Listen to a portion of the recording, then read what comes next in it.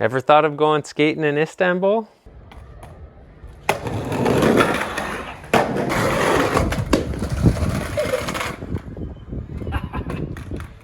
Yeah, honestly, me neither, until about 4 or 5 months ago when we planned a family trip to Haifa and we decided to go to Istanbul for a week to kind of shake off the jet lag and experience somewhere new. And it was a really good decision. It was one of the most amazing places I've ever been to. In fact, on that month-long trip, it was my favorite place that we went to. The people were so incredibly inviting, warm, and welcoming. I had such a good experience. And while I was there, somebody hit me up on Instagram asking if he could film with me.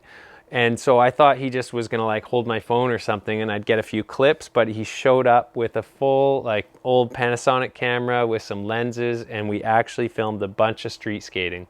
So without wasting any more of your time, here it is. Time. That's good.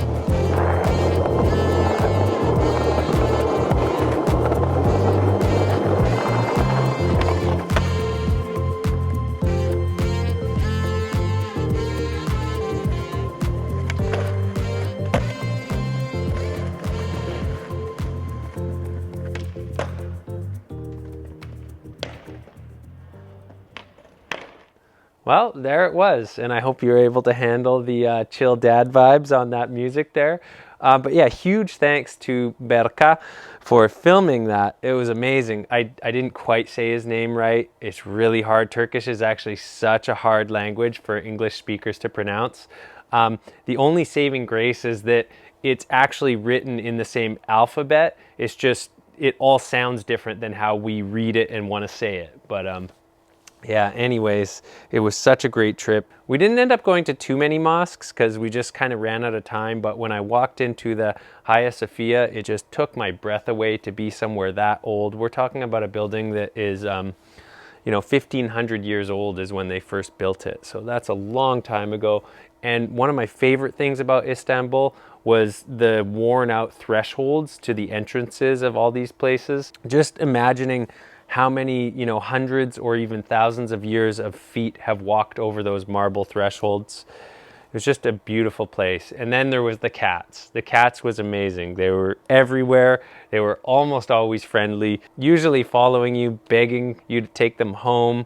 My daughters were in heaven with all those cats. And there was stray dogs sometimes too in the parks that were also totally chill. Like whenever there was a little more space, you'd just see all these dogs laying around. I tried to keep my kids away from the dogs because you don't really know with them. You know, a cat scratches and bites you, it's not a big deal, but a dog can be pretty serious. Yeah, it's just such an interesting place. The food was amazing. Again, the people were amazing. You know, we went to a lot of places on that trip, and not every country or every city gave you the same feeling that I got in Istanbul. I felt totally safe the whole time, even at night, even by myself. I'm not necessarily saying you should like book your flight to Istanbul right now and trust every single person you meet. You might do yourself a favor by watching some videos about the most common scams that happen there, because they are real, and it's actually pretty funny when people try and pull those scams on you when you know about them, because they will. But other than that, that was the only thing you kind of have to look out for. Other than that, you know, it was just such a great place. So I can't say enough again about the city, the people. Again, thank you, Berka. It was awesome meeting you. I hope we get to do it again someday. And that's it. That was my trip to Istanbul, kind of condensed in the funnest part. You just saw it. Okay. Yeah, that's all I have to say, you guys. I hope you're doing well. And I got to edit this video, I guess. So yeah, till the next one.